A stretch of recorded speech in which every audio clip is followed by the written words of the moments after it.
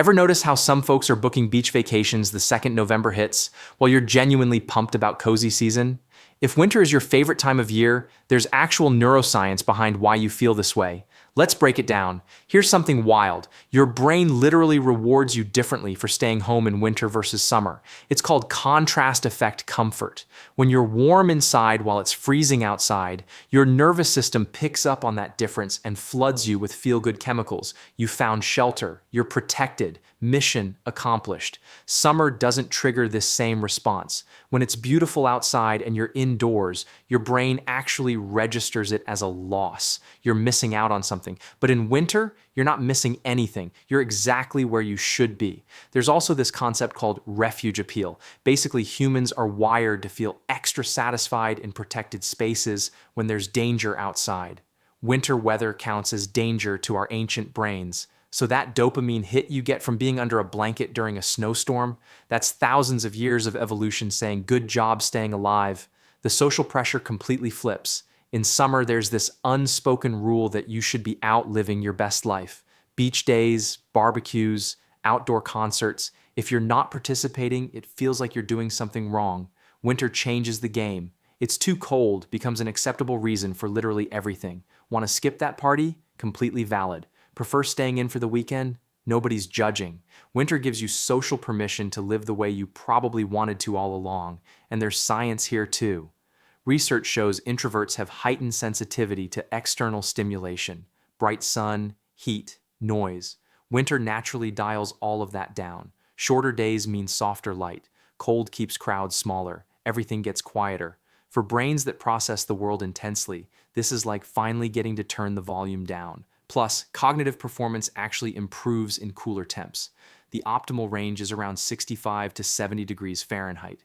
When your body isn't working overtime to cool you down, your brain has more bandwidth for thinking, reading, creating. That's why you probably knock out more books in January than July. Hot take. Early darkness is actually a feature, not a bug. Yes, seasonal affective disorder is real and affects some people seriously. But for winter lovers, darkness does something different. It creates natural boundaries. When sunset happens at 4:30, your day has a built-in endpoint. No guilt about winding down early. Your circadian rhythm is backing you up. Compare that to summer, when it's light until 9 p.m. and you feel like you should still be productive. Researchers call this temporal compression. Winter days feel more contained, more focused. You're not overwhelmed by endless summer days that seem to demand constant activity. And aesthetically, winter darkness just hits different. Dramatic skies, stars appearing early, that warm window glow against dark streets. It's atmospheric in a way summer can't replicate. It's thoughtful, it's moody. For winter people, darkness isn't an absence, it's a presence. Here's the real answer. Winter gives us permission to honor natural rhythms that modern life tries to erase. We're expected to maintain identical energy levels 12 months a year, but humans didn't evolve that way. For millennia, winter meant conservation. You slowed down, you stayed home, you rested, and you didn't feel guilty because everyone else was doing it too. Winter lovers still feel that pull.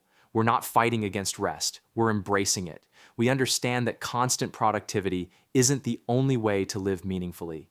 Sometimes the most important things happen when you're doing nothing, thinking, reflecting, just being. For introverts who often feel bad about needing alone time, winter legitimizes it. You're not being selfish, you're responding to the season, you're being human. If this is your season, it means you value depth over constant stimulation. You recognize that coziness is a valid form of happiness. You're comfortable with darkness, both the literal and metaphorical kind. You don't need external validation to enjoy your own company. In a culture that constantly pushes for more, brighter, faster, louder, that's actually pretty radical. So next time someone asks why you love winter, you can tell them it's not despite the cold and darkness, it's because of it. Winter people understand something others are missing. We're not waiting for spring to start living. We're already here, fully present, right now.